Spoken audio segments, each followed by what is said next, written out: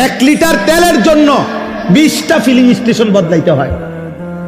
1 litre তেলের জন্য ঘন্টার পর ঘন্টা সারা বাংলাদেশের শত শত পাম্পে ফিলিং স্টেশনে মোটর সাইকেল গাড়ি নিয়ে ছেলে পেলে দাঁড়ায় রয়েছে। আপনি গিয়ে দেখেন।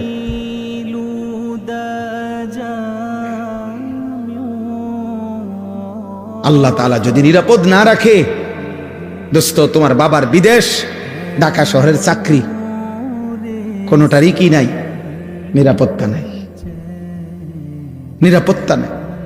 গোটা মধ্যপ্রাচ্যের সবচেয়ে সুখে, সবচেয়ে বেশি বিলাসিতা, সবচেয়ে বেশি সমৃদ্ধি, সবচেয়ে বেশি প্রাচুর্য মধ্যপ্রাচ্যের মধ্যে, গালফের মধ্যে সবচেয়ে বেশি যাদের ছিল দুবাই।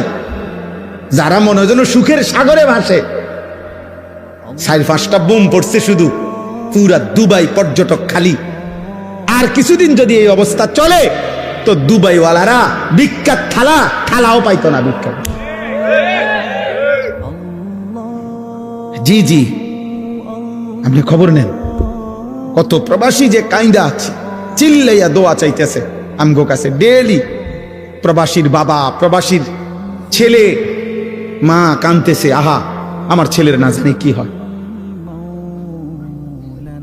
না জানি কি হয়।